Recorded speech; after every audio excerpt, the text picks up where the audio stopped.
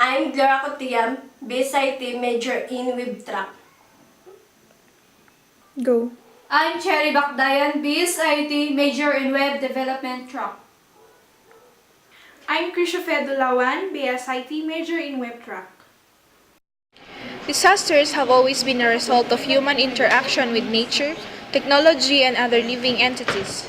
Sometimes unpredictable and sudden, sometimes slow and lingering, various types of disasters continually affect the way in which we live our daily lives.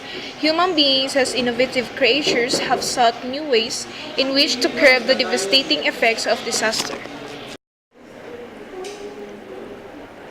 Risk reduction is the concept and exercise of reducing disaster risk through systematic effort to analyze and reduce the causal factor of disaster. Reducing exposure to hazard, lessening vulnerability of wise direction of land and the environment, and improving preparedness and early warning for advertised result are all examples of disaster risk.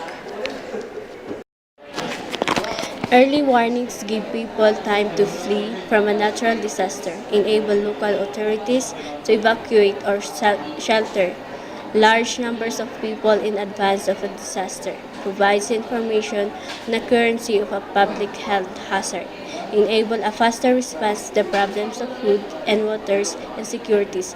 Warnings issued well before an event also enable people to protect some property and infrastructure. Information technology impacts on undertaking hazard administration, which is imperative in any modern and business exercises as a consistent and estimating process. Hazard administration includes the distinguishing the potential dangers, measuring, observing, and controlling them in an association to meet its procedures and targets and causes to diminish the undesired impacts in task life cycles. It likewise has a fundamental guideline in key administration of the association by controlling the strings. Area of the study. The natural language processing that the researchers will going to use is information extraction and retrieval. Information extraction is a technology based on natural language in order to extract snippets of information. Way to find out that the early warning system will listen the time and rescuing people's life. Go. Also in this system, it can recognize the people involved in this study. This will benefit the following persons. Go. The first one is to the residents of Dajan. It helps guide them to be prepared to cope up with the hazard around them. One is to the rescue team. It helps them to rescue people's life in a lesson time. And the last one is to the future researchers. It helps them as a guide to their future thesis. The main objective of the study is to design and develop a land risk reduction detector system. It specifically aims to identify the requirements needed to the proposed system. The second one is to determine and apply the process of extracting and presenting the information needed for the proposed system. The third one is to determine the features of the proposed system, and lastly to measure the usability of the proposed system. The researchers have chosen the future-driven development to be the guide to develop land risk reduction detector system. FDD understands, embraces, and accepts software construction as a human activity. Process is needed as is technology, but it is knowing of where to specify what should be done and where not to.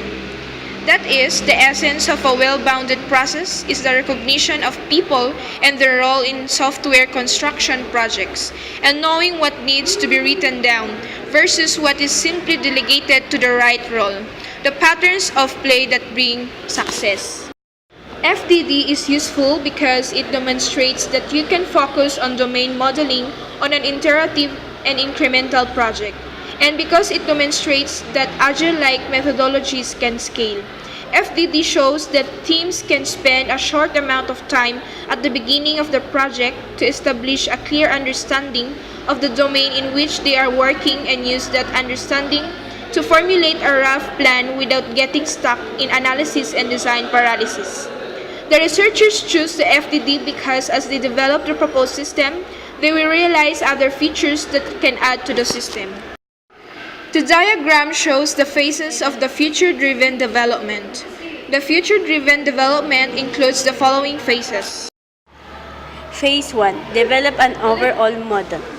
In this phase, the researcher will make a representation of how the solution will work and what it will do.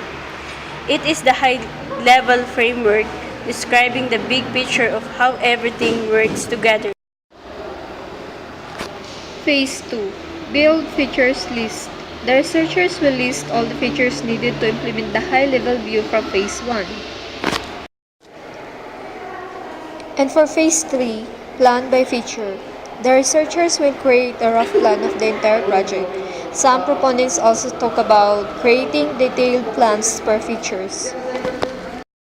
The scope of this study is to create a website, at the same time an application, which is used as an early warning system to the residents of Tajan Mountain Province and to the rescue teams, which means the system will notify and warn an upcoming disaster in order for them to evacuate or to prepare for the possible risk. Some of the authorized users have their username and password for security purposes. Since Tajan is a highland place, the system only detects landslides and earthquakes. The system depends on internet connection. In order to learn more about the system, the researchers shall conduct an observation with the help of an existing system with features of information extraction and retrieval. The observation goal is to have a clear view on the current system and to know what problems may occur. The researchers will do some document analysis from the available documents related to the proposed system, especially documents about early warning system and disaster reduction system, to help and guide the researchers in developing the proposed system.